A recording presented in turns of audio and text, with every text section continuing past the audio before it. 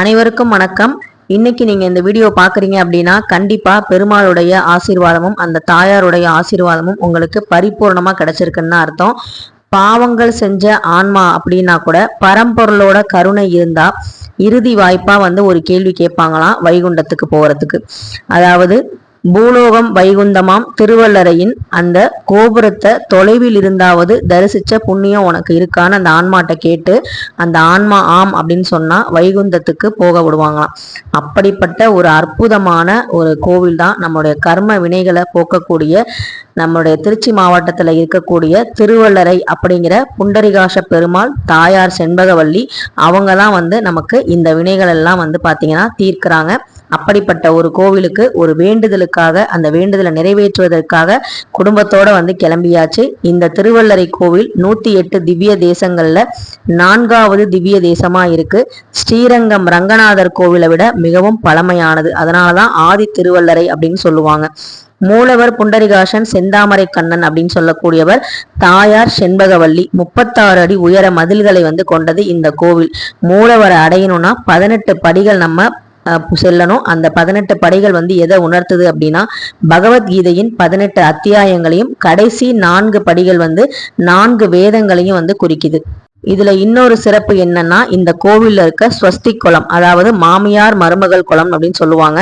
மாமியார் குளிக்கும் போது மருமகள் இருக்கிறது தெரியாது, மருமகள் குளிக்கும் போது மாமியார் இருக்கிறது தெரியாது அப்படிங்கிற ஸ்வஸ்திக் வடிவமைப்புல இருக்கும்.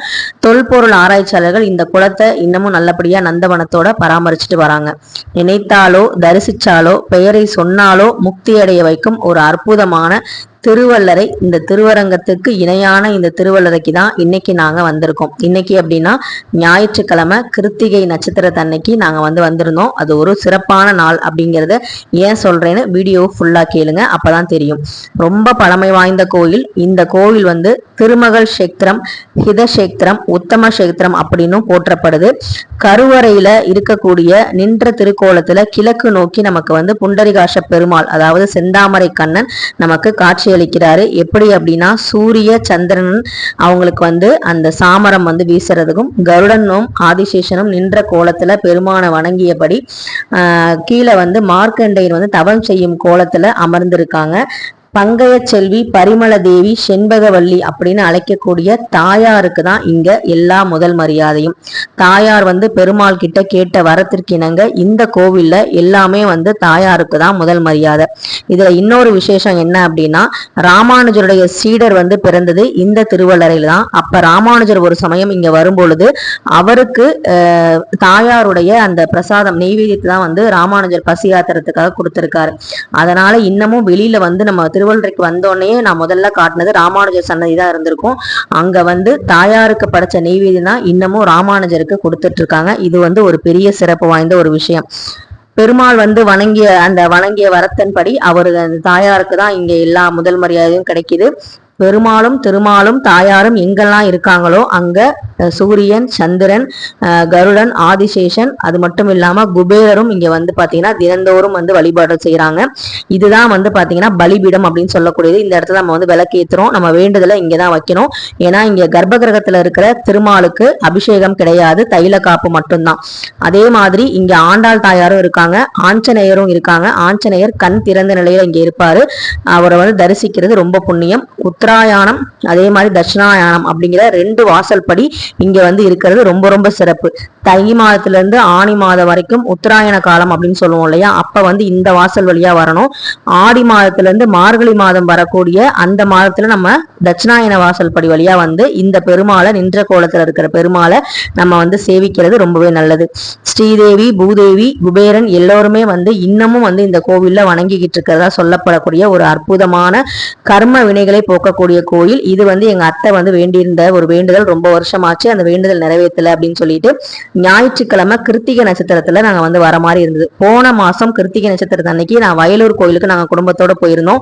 இந்த வருஷம் திருமாலை பாக்குறதுக்கு வந்தது ரொம்ப இந்த மாசம் திருமாலை பாக்குறது ரொம்ப ரொம்ப சந்தோஷமா இருந்தது.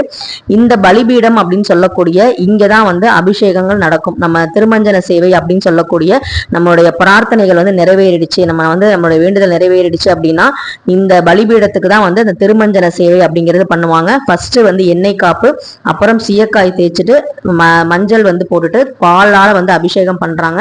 அதுக்கப்புறம் தயிர் வந்து நிறைய வந்து ஊத்தி அபிஷேகம் பண்றாங்க. இங்க வந்து தயிர் வந்து பெருமாளுக்கு வந்து உகந்தது அப்படிங்கிறதுனால தயிரால வந்து நல்லபடியா வந்து அபிஷேகம் பண்ணிட்டு சந்தனம் வந்து சந்தன காப்பு பண்ணிட்டு அது மேல வஸ்திரத்தை வந்து சாத்துறாங்க. இதுதான் வந்து ஒரு அற்புதமான ஒரு அபிஷேகத்தை இந்த காண கண்கோடி வேண்டும். இந்த பலிபீடத்துக்கு முன்னாடி நம்ம என்ன வேண்டுனாலும் நடக்கும். நான் சொன்ன மாதிரி ஞாயிற்றுக்கிழமை கிருத்திகை அப்படிங்கிறது என்ன ஸ்பெஷல் அப்படின்னா, கிருத்திகை மாதத்துல அதாவது கார்த்திகை மாதத்துல நம்ம ஞாயிற்றுக்கிழமையில குழந்தை இல்லாத தம்பதிகள் இங்க வந்து வேண்டிக்கிட்டு இந்த பலிபீடத்துக்கு முன்னாடி வேண்டி விளக்கு போட்டு நம்ம வேண்டுதல் நிறைவேறினதுக்கு அப்புறம் இந்த திருமஞ்சன சேவையை வந்து அந்த செஞ்சுட்டு அங்க வந்து பொங்கல் நம்ம வந்து தயிர் சாதம் இதெல்லாம் வந்து அங்க சொன்னாலே செஞ்சு கொடுத்துருவாங்க. மடப்பள்ளியிலே செஞ்சு கொடுத்துருவாங்க. அதுக்கு நம்ம வந்து ஒரு தொகையை வந்து கொடுத்துடணும். அந்த மாதிரி செஞ்சுட்டு அந்த நெய்வேத்தியத்தை அந்த பிரசாதத்தை நம்ம சாப்பிடும் போது ரொம்ப நல்லது நடக்கும் அப்படின்னு சொல்லப்படுது. அப்படிப்பட்ட ஒரு அற்புதமான ஒரு திருமஞ்சன சேவையை எங்க குடும்பம் சார்பா நாங்க வந்து பண்ணதுல அந்த பெருமாளுடைய ஆசையும் அந்த தாயாருடைய ஆசையும் பரிபூர்ணமா இருக்குன்னு நான் நினைக்கிறேன். அது மட்டும் இல்லாம அதாவது நம்ம பிளான் பண்ணி காசு கொடுத்து நம்ம போய் சேவை பண்றது அப்படிங்கிறது வேற. ஆனா வந்து நிறைய பேர் பக்தர்கள் திருமாலுடைய ஆசீர்வாதத்தோட நாங்க வந்து பண்றது மூலமா நிறைய பேர் வந்து பார்த்து அந்த பஞ்சாமிரத அபிஷேகம்லாம் செஞ்சதுக்கு அந்த பஞ்சாமிரத பிரசாதத்தெல்லாம் வந்து வாங்கிட்டு போனாங்க. இது வந்து திருமாலுடைய கருணை தான். எப்பவுமே நம்ம வந்து பிளான் பண்ணி வர்றதுன்னு ஒண்ணு இருக்கு. நம்ம திட்டமே இடாம எதாச்சியா கோயிலுக்கு நிறைய பேர் வந்தாங்க பாத்தீங்களா, அவங்களுக்கும் இந்த பாக்கியம் வந்து கிடைச்சது. அதுதான் வந்து இந்த திருவள்ளரை கோவில் அது மட்டும் இல்லாம எல்லா கோவில்களுக்கும் நம்ம போகும்போது எதார்ச்சியா போகும்போது நமக்கு அங்க கிடைக்கிற கண்கொள்ளா காட்சி, அபிஷேகம், ஆராதனை, பிரசாதம் இது எல்லாமே இறைவன் நம்ம மேல காட்டுற அன்பினுடைய அடையாளம் தான். ரொம்ப சந்தோஷமா அங்கேயே வந்து பிரசாதங்கள் எல்லாத்துக்கும் பரிமாறிட்டு நாங்களும் வந்து அங்கேயே சாப்பிட்டோம். ரொம்ப சந்தோஷமா இருந்தது. ஞாயிற்றுக்கிழமையில இந்த மாதிரி ஒரு வழிபாடு நான் வந்து பண்ணுவேன்னு நினைக்கவே இல்லை. அதே மாதிரி அங்க ஒரு பூனை வந்து அலைஞ்சிட்டு இருந்தது. அந்த பூனைக்கு வந்து நாங்க சாப்பாடு எல்லாம் கொடுத்துட்டு அது கூடயும் வந்து போட்டோ வீடியோஸ் எல்லாம் வந்து எடுத்துக்கிட்டோம். இங்க வந்து ஒரு குளம் வந்து இருக்கு, தீர்த்த குளம் வந்து உள்ளவே இருக்கு.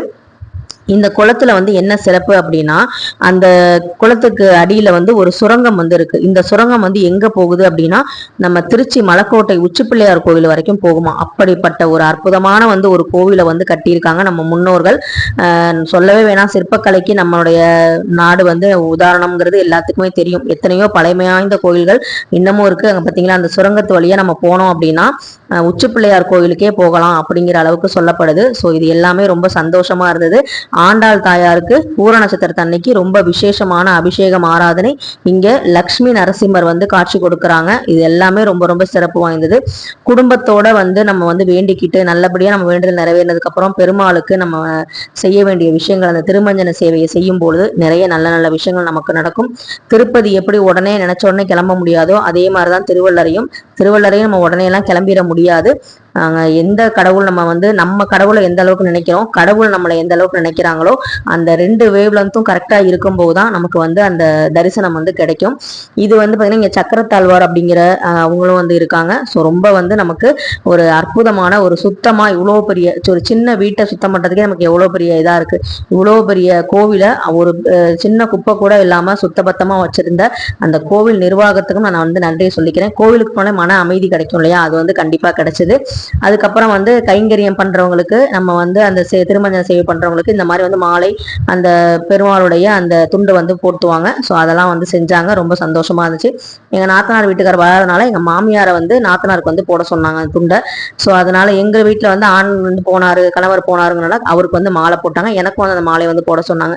எப்பவுமே இந்த கோவிலுக்கு போய் இது மாதிரி செய்யும் போது அந்த மாலை மாத்துறது அப்படிங்கிறது ரொம்ப ரொம்ப சந்தோஷமா இருக்கும். அது ஒரு ஃபீல் தான், தனி ஃபீல் தான். ஸோ இந்த மாதிரி குழந்தை இல்லாதவங்க உங்களுடைய கர்ம வினை தொலையணும், உங்களுடைய கஷ்டங்கள்லாம் தீரணும் அப்படின்னா ஒரு முறையாவது இந்த கோவிலுக்கு திருவள்ளரையில இருக்க புண்டரிகாஷ பெருமாள், செந்தாமரை கண்ணனையும் அந்த செண்பகவள்ளி தாயாரையும் வந்து மனதார வந்து வேண்டிட்டு போங்க. எல்லாமே வந்து நல்லபடியா நடக்கும். அவங்க நமக்கு நல்லதே தான் செய்வாங்க அப்படிங்கிறதுல எந்த சந்தேகமும் இல்லை. இங்க கும்பாபிஷேகம் ஒருத்தர் செலவுல தான் வந்து நடக்குதான். அந்த ஒருத்தர் தான் வந்து செலவு பண்ணுவாராம். அதை யாருக்காகவும் விட்டு கொடுக்க மாட்டார் அப்படின்னு சொன்னாங்க. பெருமாள் மேல எவ்வளவோ பேர் எவ்வளவோ அன்புகள் வந்து வச்சிருக்காங்க, எவ்வளவோ வந்து நம்பிக்கை வச்சிருக்காங்க. திருப்பதி ஏழுமலையானுக்கும் ஸ்ரீரங்கம் பெருமாளுக்கும் எவ்வளவு சிறப்பு இருக்கோ அதே மாதிரி திருவள்ளரை பெருமாளுக்கும் அவ்வளவு சிறப்பு வந்து இருக்குங்கிறதுல எந்த சந்தேகமும் இல்லை. என்னதான் வந்து இது கோவில் பக்கத்திலேயே நமக்கு வந்து அந்த ஊர் இருந்தாலும் வீடு இருந்தாலும் எல்லாராலையும் போய் திருமாலை போய் டெய்லியும் பாத்திர முடியாது. பெருமாள் என்னைக்கு நினைக்கிறாரோ, நம்ம பெருமாளை எந்த அளவுக்கு நினைச்சிருக்கோமோ அது மாதிரிதான் நமக்கு நடக்கும். அதே மாதிரி நம்ம பண்ற லட்சுமி குபேர பூஜை சனிக்கிழமை விஷ்ணு பகவானுக்கு நம்ம சாத்திர துளசி, ஏகாதசி விரதம், திருவோணத்துக்கு கிருஷ்ணருக்கு பண்ற அந்த அபிஷேகங்கள், கிருஷ்ண ஜெயந்தி வழிபாடு, இது எல்லாமே சேர்ந்துதான் இந்த ஒரு தரிசனத்தையும் இந்த ஒரு புண்ணியத்தையும் வந்து எனக்கும் என் குடும்பத்துக்கும் கொடுத்துருக்கு அப்படின்னு நான் நினைக்கிறேன். ஸோ இந்த மாதிரி ஒரு சந்தோஷமான வீடியோ உங்கள்கிட்ட பகிர்ந்துக்கிட்டதுல ரொம்ப ரொம்ப சந்தோஷம். அதே மாதிரி திருவள்ளரை கோபுரத்தை பார்த்தா நமக்கு வினைகள் தீரும்னா அப்ப எவ்வளவு சக்தி வாய்ந்த ஒரு கடவுளா இருப்பாரு அப்படிங்கறத நீங்களே யோசிங்க. அங்க வந்து போட்டிருந்த துண்டை வந்து பீடத்துக்கு போட்ட துண்டை எங்களுக்கு வந்து கொடுத்தாங்க. அதை வீட்டுல பீரோல வச்சுட்டேன். இந்த வீடியோ உங்களுக்கு பிடிச்சிருந்துச்சு அப்படின்னா கண்டிப்பா லைக் பண்ணுங்க, ஷேர் பண்ணுங்க, மறக்காம சப்ஸ்கிரைப் பண்ணுங்க. நன்றி.